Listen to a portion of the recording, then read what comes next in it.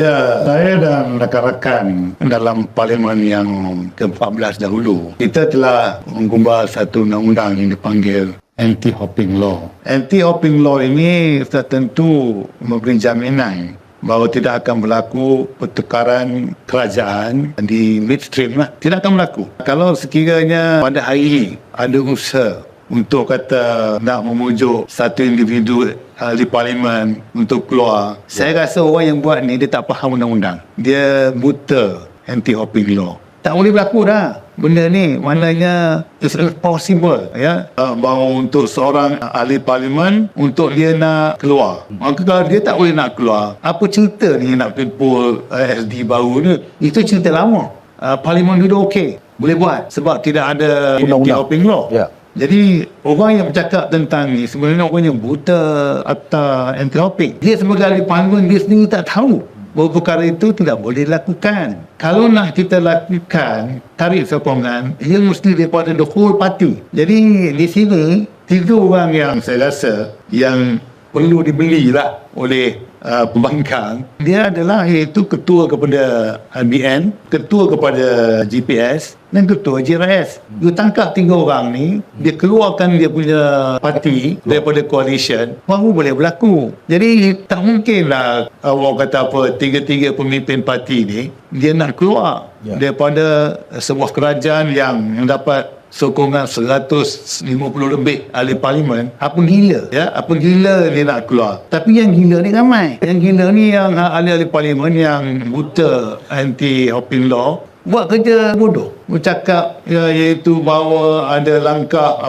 langkah Dubai lah, langkah macam-macam langkah lah. Saya rasa mereka sendiri tak faham bahawa perkara itu tidak boleh dilakukan. Jadi pada saya, kalau ada orang dah buta anti-hopping law, hantar dia lah. Kerajaan, insyaAllah saya yakin tidak akan tumbang dan dia akan berterusan selama 4 tahun sehingga pilihan raya. Jadi ini yang sebenarnya yang dimahukan oleh pelabur. Dan saya sebagai duta besar di Amerika Syarikat sentiasa memberitahu kepada pelabur-pelabur kita, syarikat-syarikat Amerika Syarikat, jangan dunduri lah. Ini kerja gila yang tidak boleh berlaku. Jadi just ignore them.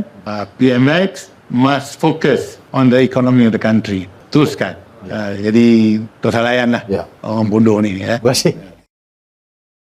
Perluasan kabinet ini jelas menunjukkan itu bahawa Perdana Menteri membuat pertukaran-pertukaran yang tertentu gunanya untuk memberikan keyakinan kepada rakyat itu bahawa beliau serius. Kerana 1 tahun telah berlalu, saya kira itu masa yang cukup untuk beliau memikir dengan mendalam apakah yang perlu dilakukan oleh beliau. Dan saya lihat apabila ada berlaku pecah iaitu antara komunikasi dengan digital, itu satu perkara yang sangat penting. Kerana apabila PMX pergi ke New York dan kemudian ke San Francisco, beliau telah berjumpa dengan syarikat-syarikat yang terlibat dalam soal artificial intelligence dan digital. Jadi dia perlu dipecahkan kerana untuk memberikan orang kata apa, fokus. Jadi kalau komunikasi ini kepada kita dia merupakan propaganda lah, propaganda. Dan Kementerian Perdagangan kempen lah. Jadi dia mesti diasingkan kerana digital is the present and the future. Jadi fokus harus diberikan ke arah digital ini, dan ini maknanya bahawa bila ada seorang menteri yang menjaga digital, ini bermakna bahawa dalam soal-soal yang ada kaitan dengan digital ini semua, dia ni akan mendapat perhatian yang penuh. We are ready. Jadi sebab itu the split is very important pada saya. Hasil saya kira yang beliau pergi ke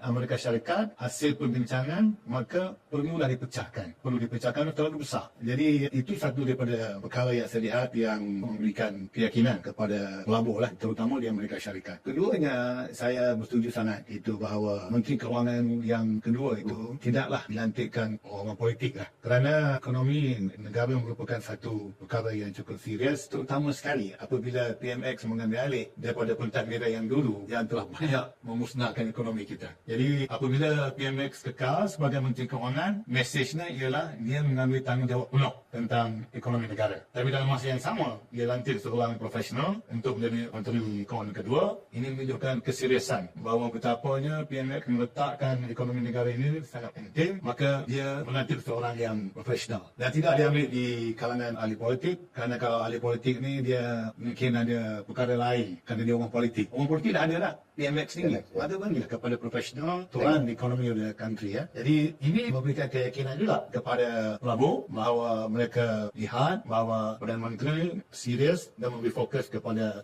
ekonomi negara lah. Yang ketiga adalah apabila tidak banyak berlaku pelantikan ataupun pertukaran. Ini bermakna bahawa kestabilan. Kalau ini tukar banyak sangat, jadi dia mungkin jadikan tidak stabil kerana kementerian-kementerian itu akan menerima menteri yang baru. Tapi apabila rombakan itu tidak begitu banyak, itu bermakna stability. Dan inilah sebenarnya yang dimahukan oleh pelabur-pelabur asing, terutama di Amerika Syarikat. Kerana mereka nak melabur wang mereka nak tahu. Dia kan jadi macam dulu. Dalam masa 5 tahun dah ada 4 Perdana Menteri dah. This is satu perkara yang dibimbangkan oleh pelabur-pelabur. Tapi apabila rombakan itu berlaku dan tidak ada berlaku major reshuffle, maka ia memberi gambaran bahawa ini stable. Menteri-menteri yang kekal dalam kementerian mereka itu akan terus menjadi pengurus kepada kementerian itu. Jadi memberikan keyakinan kepada investor bahawa there is stability in the country. Maka sudah tentulah pelaburan akan datang kerana ada keyakinan di kalangan pelabur terhadap stability di negara kita.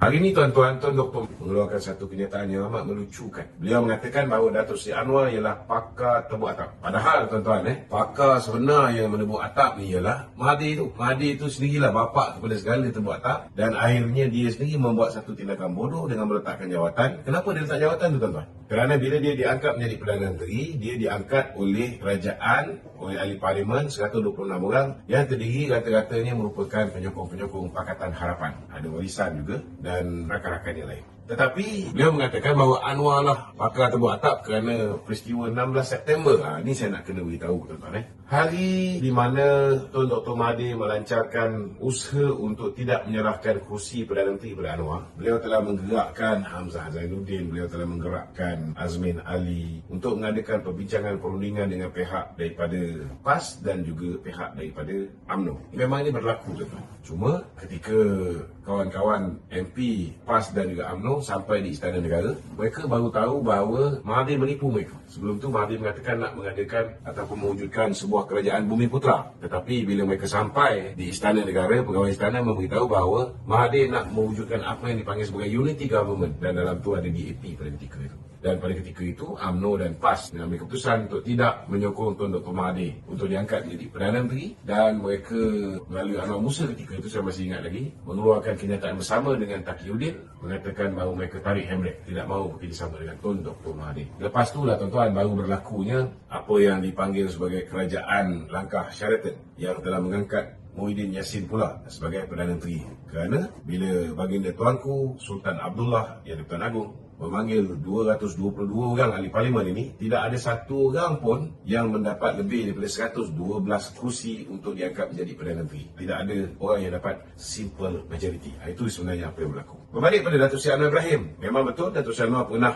berusaha untuk membentuk kerajaan melalui apa yang dipanggil sebagai peristiwa 16 September. Jadi sebenarnya sebelum Mahathir katakan kat orang lain tebuk atap, sebenarnya dialah bapa tebuk atap tuan-tuan. Tapi kita tak boleh nafikan bahawa pada ketika itu memang dibolehkan. Maknanya apa langkah yang cuba dibuat oleh Tun Dr. Mahathir memang dari segi undang-undang boleh. Langkah yang berlaku untuk mendapatkan SD baik oleh pemimpin-pemimpin yang bersekutu dengan Mahathir, baik oleh Datuk Seri Anwar Ibrahim pada 16 September memang dibolehkan pada ketika itu kerana kita belum ada apa yang dipanggil sebagai Akta Anti Lompat Parti.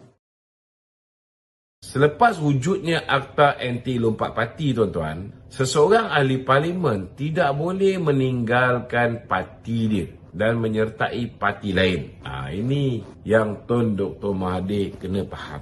Bila dah ada Akta Anti Lompat Parti, dah tak boleh. Kalau boleh, seseorang itu memberikan sokongan kepada orang lain untuk menjadi Perdana Menteri bertentangan dengan keputusan yang diambil oleh parti dia, maka sudah pastilah hari ini Tan Sri Muhyiddin Yassin sudah diangkat menjadi Perdana Menteri. Sebab sebaik saja selesai pilihan raya umum yang ke-15, Tan Sri Muhyiddin berjaya menggunakan Hishamuddin Tun Hussein untuk memperdaya lebih kurang 9 orang lagi, campur diri dia 10 orang, untuk memberikan SD kepada Tan Sri Muhyiddin Yassin. Cuma Kena tahu bahawa pada ketika itu, setiap ahli parlimen daripada Barisan Nasional sudah menandatangani 3 aku janji yang memberikan kuasa kepada ketua parti untuk berunding dan membuat keputusan dengan siapa kita nak bentuk kerajaan, parti mana kita nak bentuk kerajaan, memberikan kuasa dan untuk berunding dan membuat keputusan siapa yang nak kita angkat sebagai Perdana Menteri, dan ada satu lagi, memberikan aku janji bahawa mereka tidak pernah memberikan aku janji kepada sesiapa sebelum menjadi calon pilihan raya dan tidak akan memberikan aku janji ataupun SD kepada orang lain selepas pilihan raya. Memang tak boleh. Itu sebabnya kita beritahu benda ni kepada 10 orang yang telah memberikan SD kepada Tan Sri Muhyiddin Yassin, dan kesemua 10 orang ini telah menarik balik SD yang diberikan kepada Tan Sri Muhyiddin Yassin. Itu sebabnya tuan-tuan, hari ini saya nak beritahu segala usaha tebuk atap yang cuba dilakukan Perikatan Nasional dan rakan-rakan yang sewaktu dengannya tidak akan membuahkan kejayaan. Kerana tidak ada lagi orang boleh bagi SD secara individu seperti mana sebelum ni. Seperti mana peristiwa 16 September, seperti mana peristiwa langkah Sheraton. Tak boleh tuan-tuan. Memang tidak dibenarkan. Kalau mereka ni wakil rakyat daripada UMNO, mereka bagi SD pada orang lain, tuan-tuan, kita cuma perlu bagi satu surat kepada Speaker Dewan Rakyat memaklumkan kerusi ahli parlimen tersebut kosong. Dan orang tu hilang status dia sebagai ahli parlimen. Malah akan didenda pula banyak 100 juta ringgit. Bukan sikit tuan-tuan.